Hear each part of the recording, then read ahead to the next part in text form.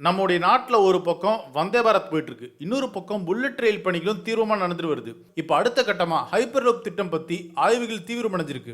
ட்ரெயின்ஸ்ல இது வரைக்கும் நாம பார்க்காத வேகத்தை சாத்தியப்படுத்துற ஹைப்பர் லூப் தொழில்நுட்பம் புதிய சாதனை படைக்க போகுது.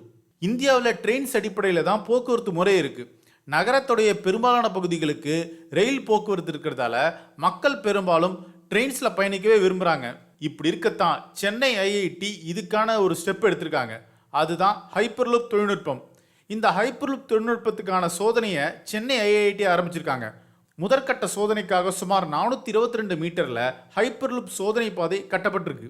ரயில்வே அமைச்சகத்துடைய உதவியோட இந்த சோதனை ட்ராக் உருவாக்கப்பட்டிருக்கு. இது நம்முடைய நாட்டுடைய அதிவேக போக்குவரத்தை அடுத்த கட்டத்துக்கு கொண்டு போகும். ஹைப்பர்லூப் அமைப்பு மூலமா குறைந்த அழுத்த குழாய்கள் மூலம் 1000 கிலோமீட்டர் வேகத்தில் பயணிக்க முடியும். டெல்லியிலிருந்து ஜெய்ப்பூர் வரையிலான 300 கிலோமீட்டர் தூரத்தை வெறும் 30 நிமிஷங்களில் அடைய முடியும்.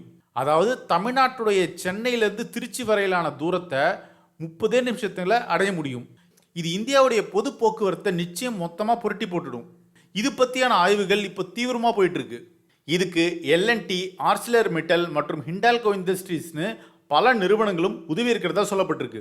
இந்த முதற்கட்ட சோதனைக்கான போட்டோஸையும் வீடியோஸையும் ரயில்வே துறை அமைச்சரான அஸ்வினி வைஷ்ணவ் தன்னுடைய எக்ஸ் பக்கத்தில் பகிர்ந்திருக்காரு. ஹைப்பர்லூப் தொழில்நுட்பத்தை வெற்றிகரமாக செயல்படுத்தும் போது அது இந்தியாவுடைய போக்குவரத்து உட்கட்டமைப்பில் பெரும் புரட்சி ஏற்படுத்தும். முக்கிய நகரங்களுக்கு இடையான போக்குவரத்து மேம்படும்.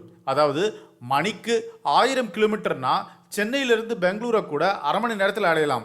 இந்த மாதிரி நகரங்களுக்கு இடையான போக்குவரத்து மேம்படும் போது அது பல புதிய பொருளாதார வாய்ப்புகளை ஓப்பன் செய்யும். சென்னை ஐஐடியோடைய டிஸ்கவரி வளாகத்தில் இந்த சோதனை தடம் அமைஞ்சிருக்கு.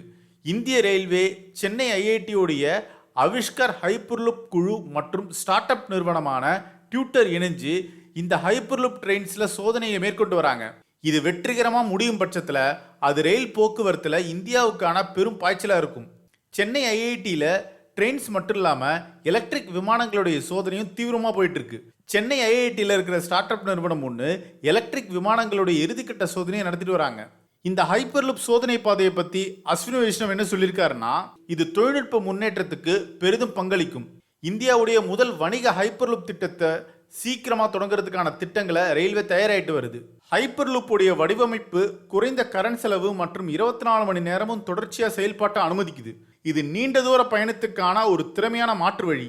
அதோடைய சாத்தியமான வேகம் மற்றும் திறன் ஆகியவற்றின் மூலமா நீண்ட தூரத்தில் மக்கள் பயணம் செய்வது எப்படி அப்படின்றதுல இது ஒரு புரட்சி ஏற்படுத்தும். ஐஐடி மெட்ராஸ் வளாகத்தில் அமைஞ்சிருக்கிற இந்த திட்டத்துக்கு ரயில்வே அமைச்சகம் நிதி கொடுத்துருக்காங்க. இந்த துறையில மேலும் வளர்ச்சிக்காக ஐஐடி மெட்ராஸ் நிறுவனத்துக்கு $1 மில்லியன் மதிப்புள்ள 3வது மானியத்தை வழங்க வேண்டிய நேரம் இது அப்படின்னு சொல்லியிருக்காரு அஸ்வினி வைஷ்ணவ்.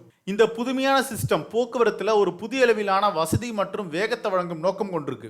வெறும் 30 நிமிஷங்கள்ல 350 கிலோமீட்டர் தூரத்தை கடக்கும் ஹைப்பர் லூப்புடைய திறன் தினசரி பயண முறைகள்ல பெரிய மாற்றத்தை ஏற்படுத்த தயாரா இருக்கு. இத்தகைய முன்னேற்றங்கள் முக்கிய நகரங்களுக்கு இடையிலான பயண நேரத்தை கணிசமாக குறைக்கும்.